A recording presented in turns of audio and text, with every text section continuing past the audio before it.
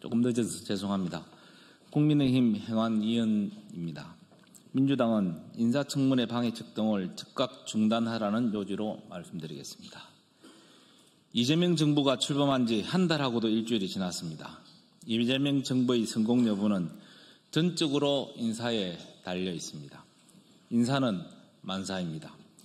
인사청문회는 야당의 시간이기도 하지만 후보자를 통해 새 정부의 비전과 국정 철학을 보여준다는 점에서 대통령과 여당의 시간이기도 합니다. 후보자에 대한 요구 자료와 정인 참고인은 청문회의 처음이자 끝입니다. 대통령이 국민 앞에 내놓은 후보자가 도덕성과 능력, 자질을 갖췄는지, 결격 사유는 없는지 종합적으로 판단하는 플랫폼이 바로 인사청문회입니다. 그리고 그 인사청문회를 충실하게 만들어주는 도구가 바로 요구 자료와 정인 참고인입니다.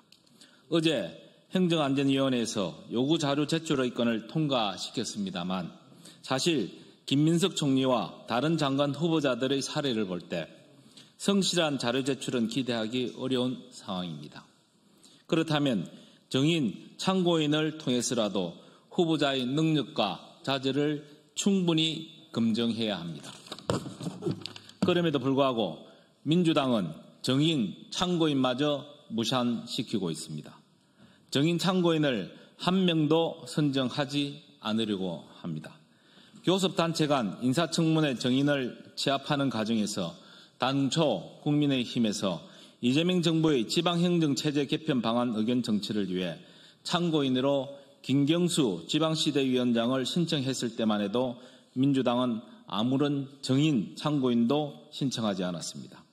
이후 후보자 아들의 채용, 병력, 임대차 문제를 확인하기 위해 국민의힘에서 추가로 정인과 참고인을 요청했습니다. 그러자 민주당에서 기다렸다는 듯이 대통령 간제이전 관련 이상민 전 행정안전부 장관과 김호진 전 대통령실 관리비서관, 유병호 전 감사원 사무총장 등 무더기 정인 신청을 해왔습니다. 도대체 윤호중 후보자와 대통령 간제 이전이 어떤 관계인지 묻지 않을 수 없습니다. 윤호중 후보자가 대통령 간제 이전에 연관되어 있습니까? 윤호중 후보자가 리보넬링 공사에 관여했습니까? 누가 봐도 윤호중 후보자의 관련 의혹을 막기 위해 의도적으로 정인 선정을 문산시키려는 것 아닙니까? 전형적인 물타기 수법입니다. 도대체 7월 18일 행정안전위원회에서 열리는 인사청문회의 대상이 누구입니까? 그리고 무엇을 위한 인사청문회입니까? 김민석 총리 의혹을 막기 위해 주진우 인사청문위원을 공격했던 것과 뭐가 다릅니까? 당초 어제 인사청문회 청문계획서 채택과 함께 의결을 하다가 민주당의 목리로 무산된 정인, 참고인, 출석 요구의 건은 정인에게 송달 시한이 이틀 앞으로 다가온 오늘까지도 공회전을 거듭하고 있습니다. 수차례 접촉에도 불구하고 민주당은 요지부동입니다. 참고인 한 명 없는 청문회를 강행하려 하고 있습니다. 이재명 대통령이 내놓은 후보자가 흠결이 있으면 지명을 철회하는 게 수순입니다.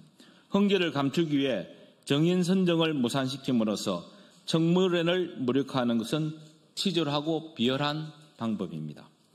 자료 제출 거부와 정인 선정 방해로 점철된 인사청문회라면 민주당이 희망하는 한 명의 낙마도 없는 내각 구성은 따놓은 당상입니다. 이제라도 이재명 대통령과 민주당은 인사청문회 방해책 등을 즉시 중단하고 국민 앞에 사과하십시오.